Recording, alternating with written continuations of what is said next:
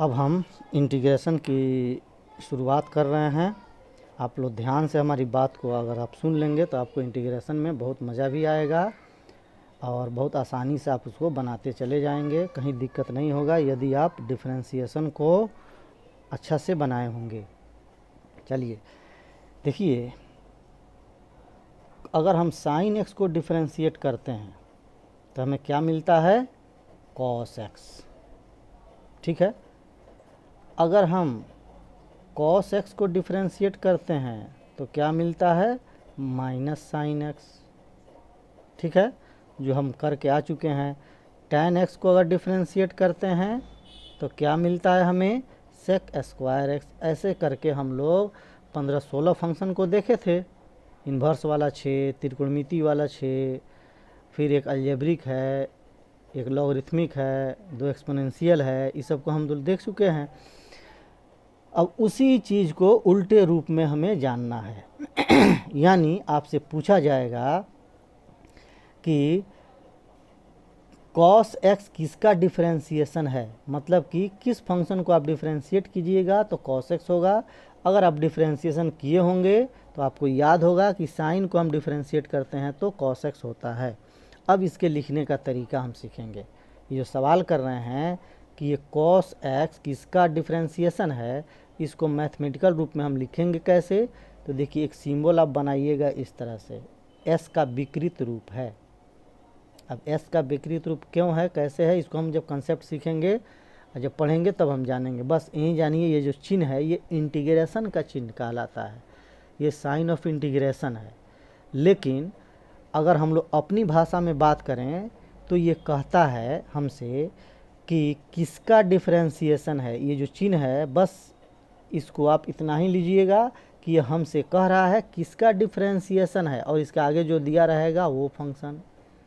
लेकिन डिफरेंशिएशन जब भी होता है तो किसी के रेस्पेक्ट में होता है, तो यहाँ x के रेस्पेक्ट की बात करनी होगी तो यहाँ पर हम दे देंगे dx, यानी cos x किसका डिफरेंशिएशन है x के रेस्पेक्ट में, या इसी बात को हम कहेंगे कि किसका डिफरेंशिएशन है। इस सिंबल का मतलब हो गया किसका डिफरेंशिएशन है, cos x x के रेस्पेक्ट में। अगर आपने हमारी बात को गौर से सुना तो आपको आगे बहुत मज़ा आने वाला है। डिफरेंशिएशन तो बहुत लंबा लंबा होता था, बहुत लेंदी प्रोसेस में आप करते थे उसको, लेकिन ये अगर आप थोड़ा सोच के चलेंगे तो 2 स्टेप 3 स्टेप ज़्यादा से ज़्यादा 5 स्टेप में आपका क्वेश्चन इसका बन जाया करता है। कोई क्वेश्चन ऐसा है जो इससे ज़्यादा स्टेप में चलता है। चलिए, तो इसको हम ये हमसे क्या कहा कि किसका डिफरेंशिएशन है cos x x के रेस्पेक्ट में, तो हम चूँकि पहले से डिफरेंशिएशन कर चुके हैं तो हम जानते हैं sin x, तो इसका जवाब हो गया, इसका आंसर हो गया क्या? sin x। ठीक है। अब देखिए, अब यहाँ पर ऑब्जेक्शन शुरू हो जाएगा। कोई कह सकता है कि नहीं, सिर्फ साइन ही ऐसा फंक्शन नहीं है जिसको डिफरेंशिएट करेंगे तो cos होगा, बहुत सारे फंक्शन हैं जिसको डिफरेंशिएट करेंगे तो cos होगा। तो कौन कौन सा फंक्शन है? तो कहेगा साइन एक्स प्लस अगर 5 हो तब भी डिफरेंशिएट कीजिएगा तो cos x होगा। साइन एक्स प्लस 50 हो तब भी डिफरेंशिएट कीजिएगा तो cos x होगा। साइन एक्स प्लस 500 हो तब भी डिफरेंशिएट कीजिएगा तो उतना ही होगा। ठीक है, यानी कि हम इसको कहेंगे सिर्फ साइन एक्स ना कह के हमको कहना पड़ेगा sin x plus some constant, यानी कोई अपने से कांस्टेंट मिला देते हैं, सी लिख देते हैं उसको, इसको कहते हैं इंटीग्रल कांस्टेंट या फिर आर्बिट्रेरी कांस्टेंट, अपने इच्छा से मिलाए हैं इसलिए स्वेच्छ अचर कहलाता है ये। ठीक है ना, कोई भी इंटीग्रेशन करेंगे हम उसमें सी मिला देंगे। इतना अगर आप समझ गए हैं तो आपको आगे बहुत मज़ा आने वाला है। बस आप फिर से हमारी बात को फिर गौर से उसको देख लीजिएगा, रिवाइंड करके इस वीडियो को। पहले इसके बात को समझिएगा कि ऐसा लिखने का मतलब क्या होता है। जब ये मतलब आप समझ जाइएगा तो आपको सब समझ में आता चला जाएगा। हर एक चैप्टर से 2-3 क्वेश्चन हम कर देंगे, आप टोटल बना लीजिएगा जिस तरह से डिफरेंशिएशन में हमने किया। चलिए अब हम लोग ये भी सवाल कर सकते हैं कि कि किसका डिफरेंशिएशन है साइन एक्स। तो आप सोचते होइएगा कि हम तो कॉस को डिफरेंशिएट करते हैं तो माइनस साइन होता है, लेकिन यहाँ पूछा जा रहा है सिर्फ साइन। तो जो कॉस है हमको माइनस लाना है तो इसमें हम माइनस लगा देंगे और एक सी अपने से दे देंगे। जैसे कोई कांस्टेंट भी इसके साथ रहेगा, जुटा हो घटा हो किसी भी तरह का हो, इनटू में ना हो डिवाइड में ना हो, नहीं तो डिफरेंशिएट करने पर इनटू डिवाइड में रहता है वो। लेकिन प्लस या माइनस में कोई कांस्टेंट आता है किसी भी फंक्शन के साथ तो उसका डिफरेंशिएशन शून्य हो जाता है, इसलिए प्लस या माइनस में हम सी लिख देंगे। ठीक है, चलिए अब अगर हम सवाल करें आपसे कि सिर्फ हम दे दें यहाँ 4 और कहें कि बताइए 4 किसका डिफरेंशिएशन है, तो 4 किसका डिफरेंशिएशन है, तो 4x का। 4x को आप डिफरेंशिएट कीजिएगा 4 आएगा।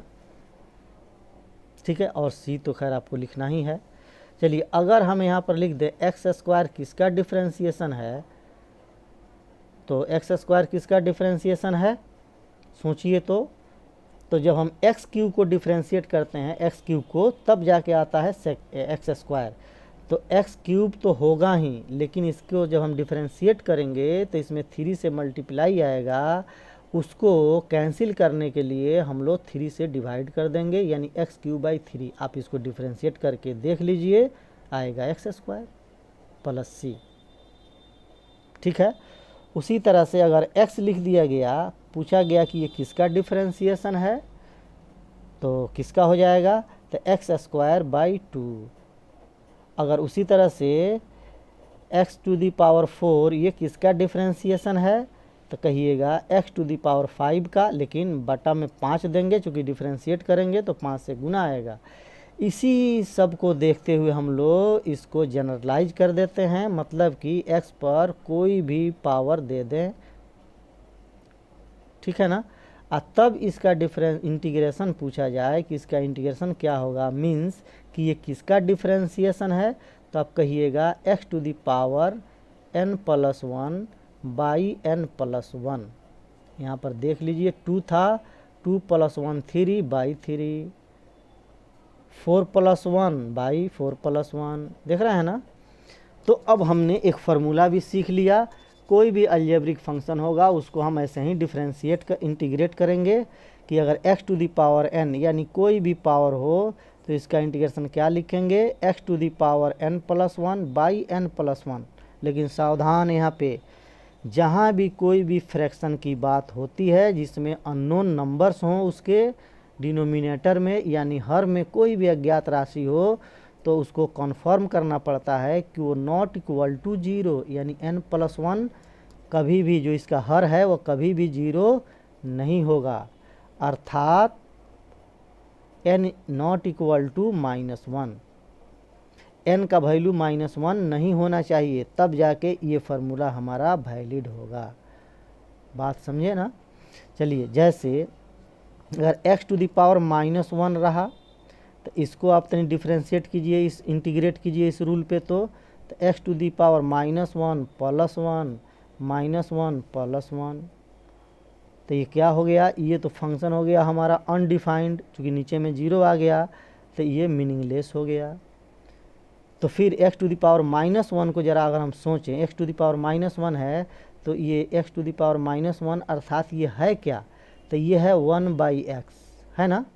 जब 1/x है तो 1/x किसका डिफरेंशिएशन है, याद कीजिए किसका है ये, तो log x का, बेस में e। अगर e ना भी देते हैं तब भी चलेगा, log x लिख दीजिएगा। ठीक है, लेकिन log का जो ये फेस है ये अक्सर ना ऑलवेज पॉजिटिव होता है, इसलिए आप देखे होंगे बहुत सारे राइटर जो भी लॉग के साथ फंक्शन आता है उसको मॉडुलस के अंदर में रखा जाता है ताकि ये निगेटिव ना हो जाए, क्योंकि मॉडुलस फंक्शन हमेशा पॉजिटिव वैल्यू देता है। ठीक है, चलिए अब हम आगे बढ़ते हैं। अब अपने हम फार्मूला की ओर, जो डिफरेंशिएशन में किए हैं जो हमें पहले से याद है, इसमें कोई नया चीज़ याद नहीं रखना है, बस सोच के बोल देना है। तो अगर x to the power n जो हमने अभी आपको दिखाया इसका क्या होगा इंटीग्रेशन, तो n+1 बाई n ये हो गया x to the power n plus one by n plus one, जहाँ n नॉट इक्वल टू -1। ठीक है, अब प्लस c तो आपको देना ही है। फिर देखिए, अगर हम यहाँ पर cos x जो हम पहले लिखे हैं, cos किसका डिफ्रेंसिएशन है, तो sin x का,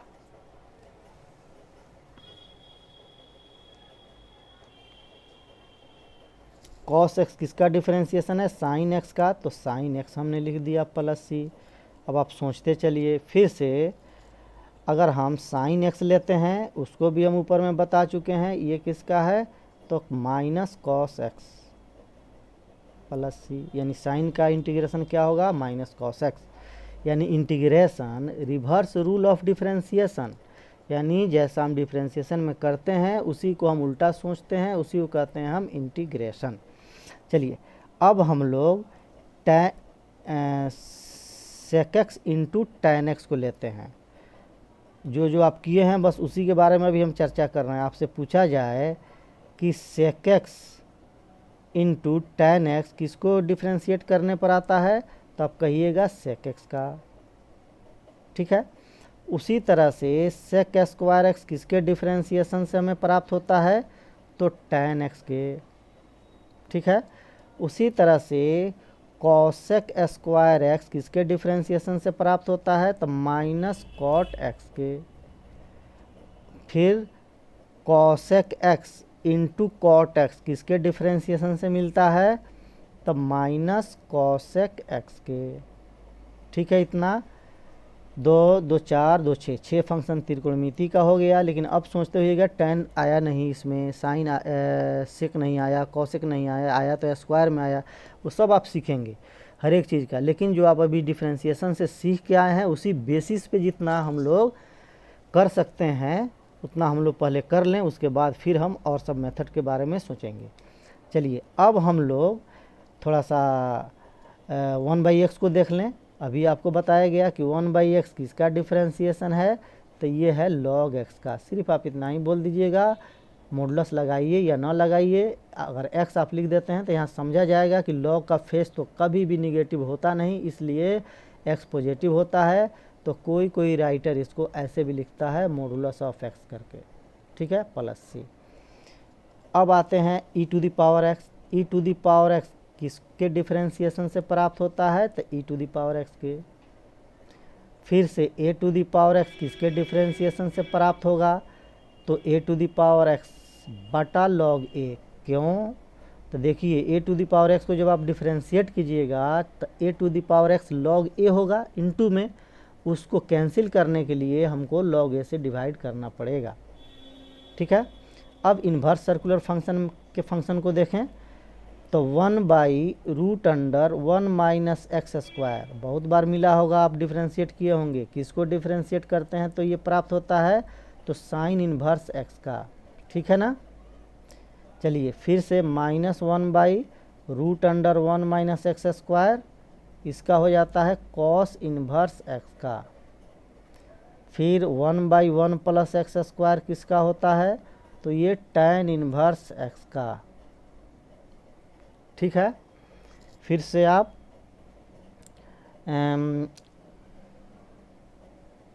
1/x√x स्क्वायर -1 किसका होता है, तो ये है सेक इन्वर्स एक्स का। 1/x√x स्क्वायर -1 को निगेटिव में अगर लें तो इसका क्या हो जाएगा, तो कॉसेक इन्वर्स एक्स। ठीक है, इस x को आप मॉडुलस में दीजिएगा तब भी अच्छा, नहीं भी दीजिएगा तब भी अच्छा। जो ये कंडीशन है, ये कंडीशन सबको पता है कि ये x हमेशा पॉजिटिव होता है, नहीं तो ये निगेटिव हमारा मीनिंगलेस हो जाएगा। बहुत सारे राइटर इसको ऐसे भी लिखते हैं कि -1 मॉडुलस ऑफ x√x स्क्वायर -1 स्पष्ट रूप में। ठीक है ना, यानी कि ये x जो है हमेशा इसका वैल्यू पॉजिटिव होना चाहिए। चलिए, ठीक है, अब ये रहा आपका आज का क्लास कि हम लोग डिफ्रेंशिएशन से इंटीग्रेशन कैसे प्राप्त करेंगे अपने सोच विचार के तरीके से। कहीं याद नहीं करना, जो डिफ्रेंशिएशन में जो फंक्शन हमारे मिलते थे उसी का उल्टा रूप हमको देख लेना है, उसी का रिवर्स प्रोसेस लिख करके हमको उसका डायरेक्ट वैल्यू लिख देना है। अब ई नहीं आपको करना है कि e to the power x का integration e to the power x होता है, ज़रा साबित करें, है ना। ये सभी चीज़ें हम बाद में देखेंगे, उसको साबित करके भी आपको दिखाया जाएगा। इंटीग्रेशन का जब डेफिनीशन पढ़ेंगे, इसका जब हम लोग कंसेप्ट पढ़ेंगे तब हम जानेंगे। फ़िलहाल आज इतना ही बता दे रहे हैं, अगले वीडियो में अब कुछ इस पर हम क्वेश्चन आपको देंगे, क्वेश्चन करके बताया जाएगा, तब आपको और अच्छा से बात समझ में आएगा।